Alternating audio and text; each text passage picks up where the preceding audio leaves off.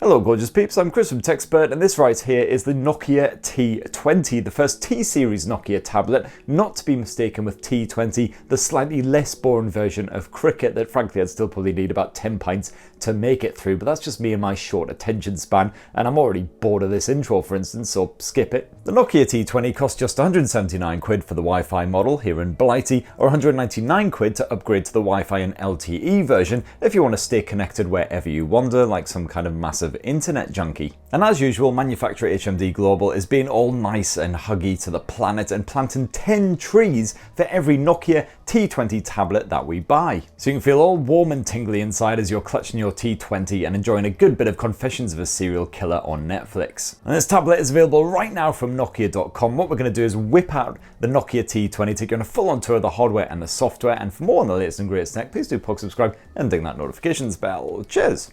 So the first rather obvious question is, what do you get in the box? And the answer is a dinky wee charger, mine's a 2-pin one because it's a European sample, a USB cable, a bit of Type-C action, and somewhat ironically about 10 trees worth of get started guides. And that's it for the box, nice and straightforward. So hold on to your pants, let's dive into the Nokia T20. So first impressions of the Nokia T20 tablet, it is obviously a budget tab, but it does feel a little bit more premium than Amazon's Fire HD 10 for instance. Seems to be a little bit skinnier, and the plastic backing looks rather nice. It could almost pass as metal. Got a matte finish which hopefully should repel the worst of finger grease and smudges, but if you're going to be passing this around your family, giving it to your kids, it's going to be smeared in chocolate and dog shit and all sorts. It definitely feels solidly put together. You've got toughened glass up front as well, just to help give it an extra bit of protection. And surprisingly lightweight as well. I reckon even a small child would have no trouble clutching the Nokia T20 in the back of the car or whatever. You've got nicely rounded corners here on the Nokia T20 as well to make it comfortable to clutch. But one odd little quirk of the design that I've noticed is that the headphone jack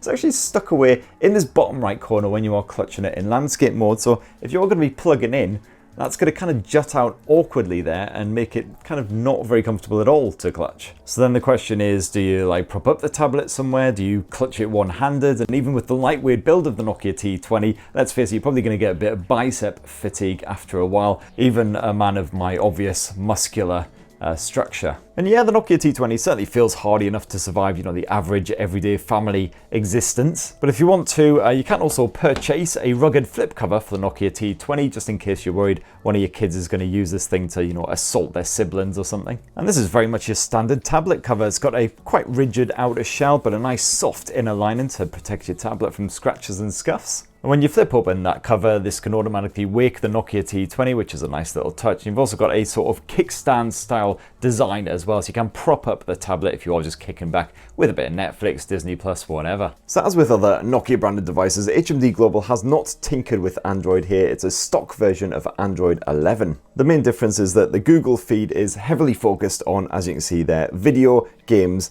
and stuff to read as well. On the video side of things, you can get recommendations on stuff to watch from the likes of YouTube, Disney Plus. It's fully customizable. But as you can see there, no Netflix support as of now, and it is quite a limited selection, but a pretty good way of just seeing some of the latest releases on various platforms at a glance without having to go into each individual one. You can also see the most popular games right now and also come up with ideas of something to read on the tab if that's your bag. One of the only features that HMD has added to the Nokia T20 on top of Android is face unlock. So as you can see there, you can use your gorgeous mug to unlock the tablet, bypass that pin. Because you can only save one face per family if you're just sharing the same Google account. So if you're passing around the Nokia T20, everyone else is going to have to bugger around with pins and passwords. And if you're going to be sharing the Nokia T20 with your sprogs, where you got the likes of family links, so you can see exactly what they're up to on this thing at any given moment. You've also got kid space for younger sprogs as well, so you can keep them really under wraps, see exactly which apps they're allowed access to at what sort of times, all of that good stuff.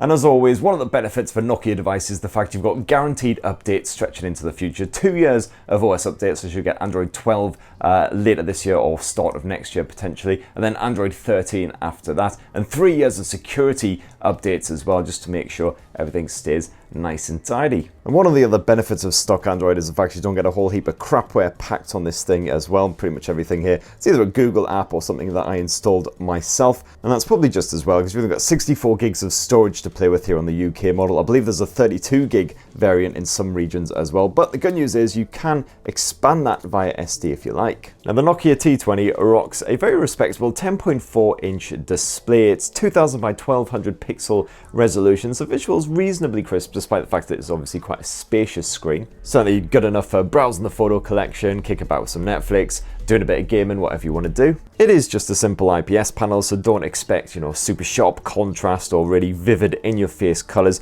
And it tops out at 400 nits as well, which is fine for indoors use. I did find outdoors, you're going to struggle to see what's going on in like darker, murkier scenes in Netflix, things like that. The viewing angles are good enough for a couple of heads to cram together and watch a bit of YouTube at the same time though. If you jump on into the display settings, you see you've got the usual night light mode. You can play around with the white balance as well, but that's basically all of the color tinkering you can do. Sadly, no way of changing the refresh rate though, that is stuck at 60 Hz. And the Nokia T20 has a stereo speaker arrangement, both of those speakers housed on the edge of the tablet. And it's a reasonably good audio setup. There's clear distinction between the left and the right channels, decent clarity as well, even on the top volume, although that's mostly because the top volume isn't particularly impressive. This thing definitely doesn't get anywhere near as loud as the likes of an iPad, unfortunately, so just bump up the volume and I'll demonstrate. Starts from 1,400 quid here in the UK, which is a fairly respectable price considering the specs and features packed inside of this thing. And I found that's absolutely fine for just, propping up it in the kitchen and watching a bit of YouTube or Netflix while you're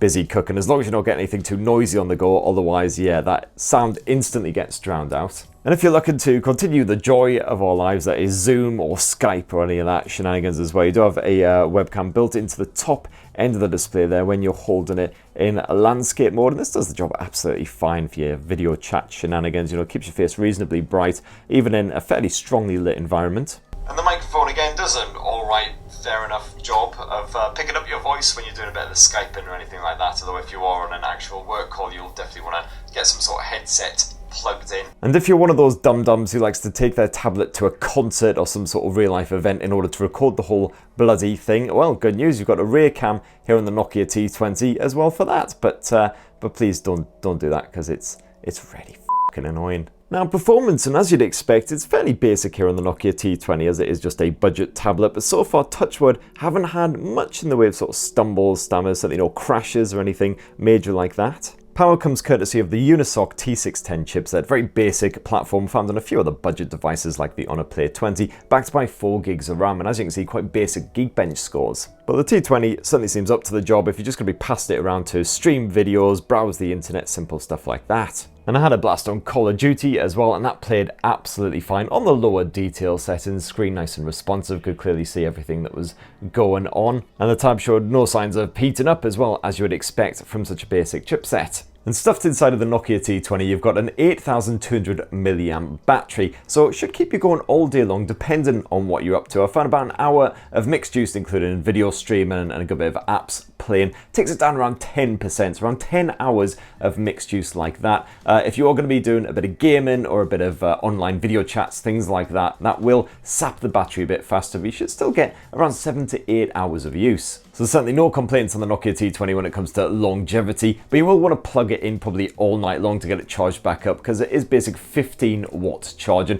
and unfortunately you only actually get a 10 watt adapter bundled in the box as well, so you probably want to use an alternative adapter if you want to maximize the recharge speeds. So that right there is the Nokia T20 tablet, as I say, available from today from Nokia.com, and it'll be available in high street stores as well for 179 quid for the Wi-Fi model, 199 quid if you want a bit of LTE action as well. So definitely if you're looking for a budget-friendly tab for the entire family, this is a strong alternative to those Amazon Fire tabs, especially if you want a nice clean stock Android vibe rather than that really heavy Amazon UI that it slaps on all of its Fire tabs. What do you guys reckon? It'd be great to hear from you down in the comments below, and for more on the latest and greatest tech, please do poke subscribe and ding that notifications bell, and have yourselves a fantastic rest of the week. Cheers everyone, love you.